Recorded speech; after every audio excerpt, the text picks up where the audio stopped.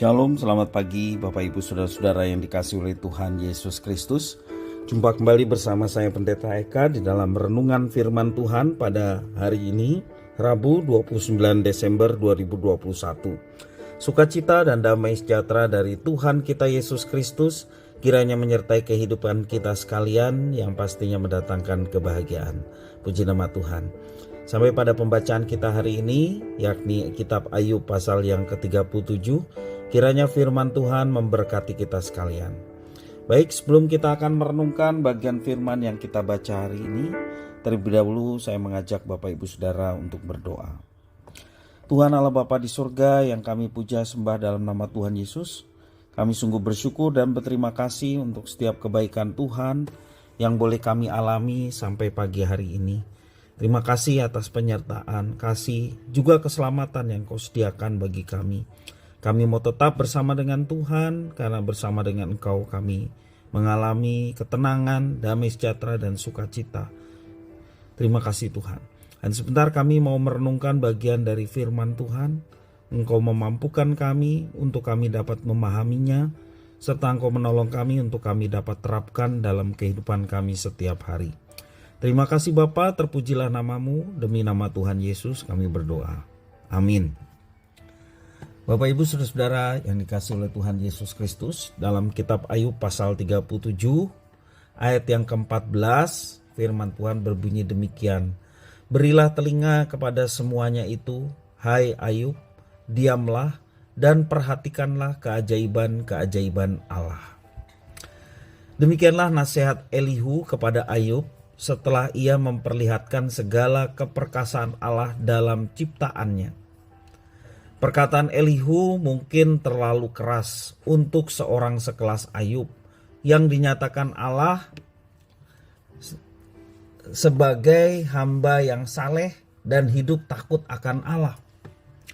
Namun demikian, di balik kata-kata yang keras dari Elihu, agaknya dia berupaya mengingatkan Ayub akan keterbatasan manusia dan mengajaknya untuk berdiam diri, memperhatikan keajaiban-keajaiban yang diperlihatkan oleh Tuhan Allah.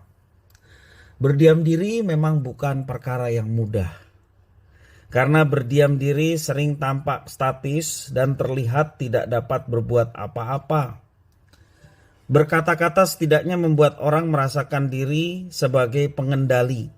Jika berdiam diri terasa dikendalikan, maka berkata-kata membuat orang merasa mengendalikan keadaan. Bapak Ibu Saudara-saudara yang dikasihi oleh Tuhan, kita perhatikan dalam pembacaan kita hari ini, bagi Elihu, berdiam diri akan memampukan manusia lebih cermat memahami alam, juga Allah yang menciptakan semuanya itu. Berdiam diri akan membuat manusia lebih mampu mengenal Allah.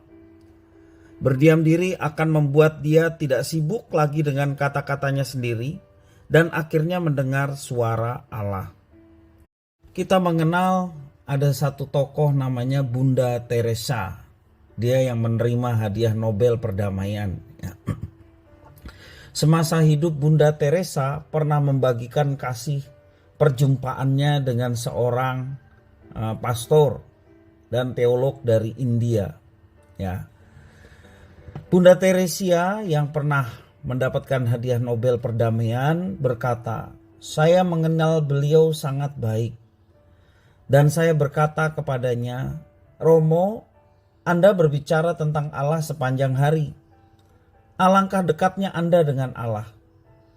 Kemudian Sang Romo menjawab, "Saya mungkin berbicara terlalu banyak tentang Allah, tetapi saya mungkin berbicara terlalu sedikit kepada Allah."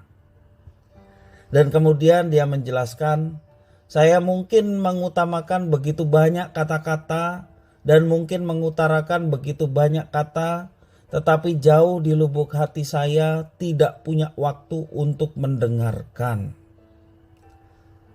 Bapak Ibu Saudara, kita memperhatikan dari percakapan Bunda Teresa dan Romo tersebut dan menjadi devosi bagi kita, perenungan bagi kita.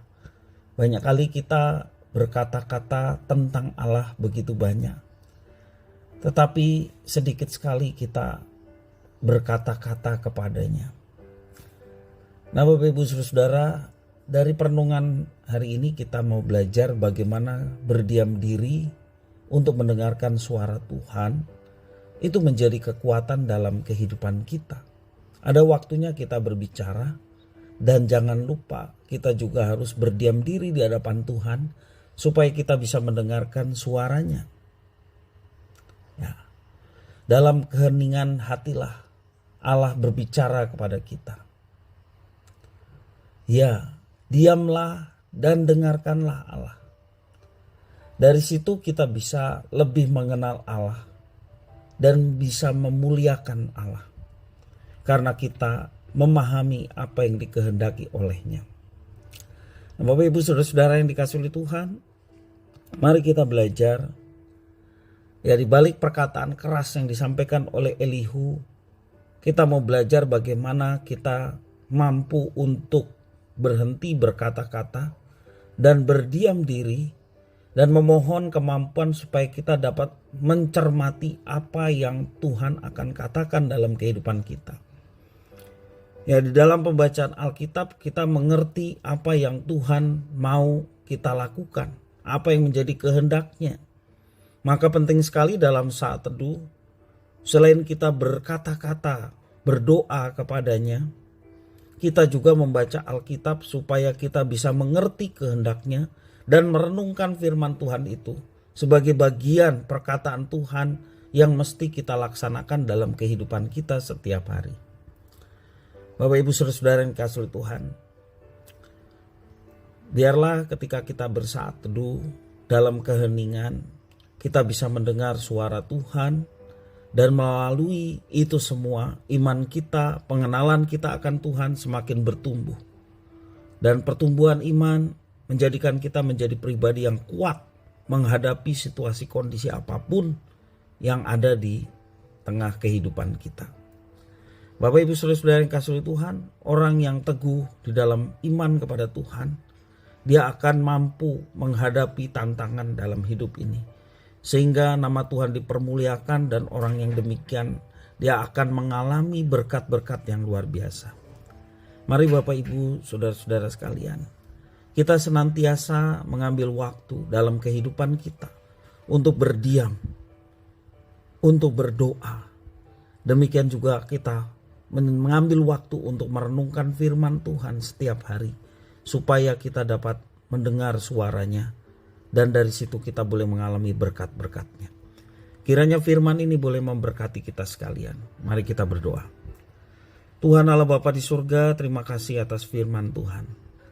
Mampukan kami untuk sejenak dalam waktu-waktu hidup kami berdiam diri, mendengarkan perkataan firman Tuhan, merenungkannya, serta kami berdoa, berkata-kata kepada Tuhan yang adalah pribadi yang hidup, yang membuka tangan lebar untuk kedatangan umatnya, bersekutu dengan Tuhan dan menyampaikan segala permohonan, bahkan mungkin keluhan-keluhan kepada Tuhan. Kami yakin dan percaya Engkau yang penuh kasih dan penuh kuasa akan menolong setiap anak-anak-Mu, terlebih mereka yang saat ini sedang mengalami pergumulan dan beban dalam kehidupan. Tuhan memampukan mereka untuk mereka dapat diberikan kekuatan, kelegaan untuk menghadapi semua tantangan dalam hidup. Semuanya itu dapat mereka alami ketika mereka boleh mengandalkan Tuhan dalam kehidupan. Dan itu Tuhan, terima kasih untuk kesempatan saat ini kami kembali dapat diingatkan bahwa kami senantiasa mau dekat dengan Tuhan dan terus menyampaikan segala pergumulan kami kepada Tuhan. Demikian juga kami merenungkan setiap hari kebenaran firman-Mu yang menguatkan hidup kami. Terima kasih ya Tuhan, inilah diri kami, ucapan syukur atas firman Tuhan. Demi nama Tuhan kami Yesus Kristus, kami sudah berdoa dan bersyukur. Haleluya. Amin.